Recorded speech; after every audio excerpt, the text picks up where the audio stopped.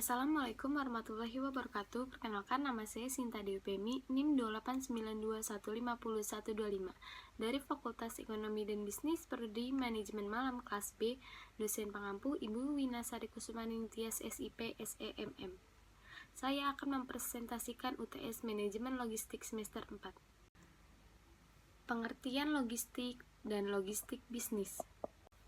Manajemen logistik yang berkembang menjadi manajemen rantai pasok (supply chain management) atau SCM adalah suatu proses mencakup perencanaan atau planning, sumber input atau source yaitu bahan mentah dari pemasok, transformation bahan mentah menjadi bahan jadi atau make, transportasi, distribusi, pergunangan atau deliver, sistem informasi dan pembayaran barang sampai barang dikonsumsi oleh konsumen.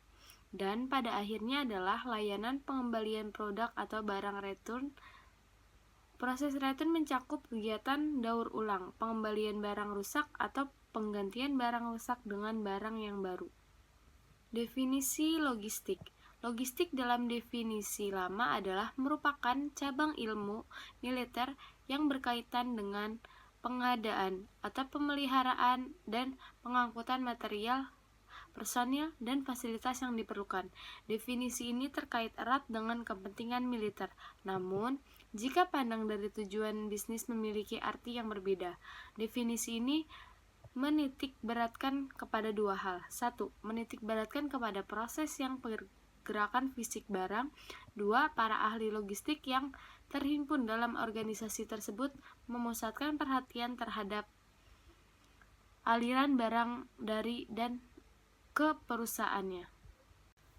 Tahun 1962, sebuah organisasi profesional, para manajer logistik, pendidik, dan praktisi berhimpun dalam sebuah organisasi, The Council of Logistic Management atau CLM, mendefinisikan logistik secara lebih baik sebagai berikut.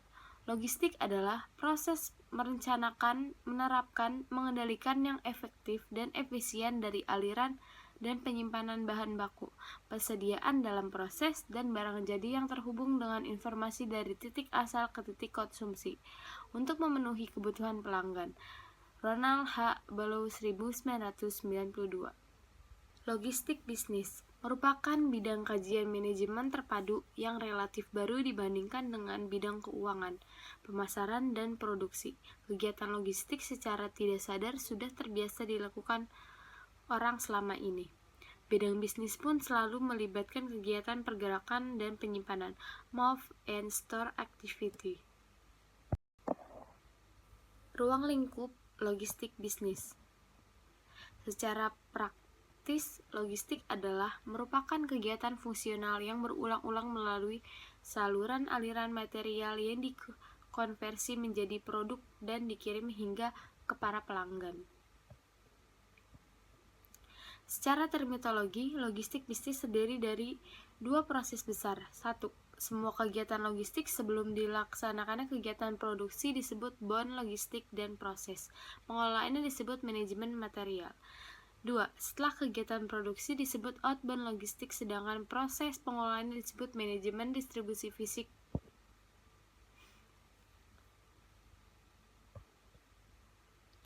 Transportasi dan persediaan adalah kegiatan kunci penting karena bisa menyerap ongkos logistik yang besar. Ongkos kegiatan ini bisa mencapai setengah hingga 2/3 dari total ongkos logistik. Selanjutnya, logistik bisnis dalam perusahaan. Suatu produk yang dihasilkan pabrik tidak akan bisa dipelanggan secara tepat waktu, tepat jumlah, tepat mutu, tepat harga, dan tepat lokasi jika tidak memiliki sistem logistik yang tangguh.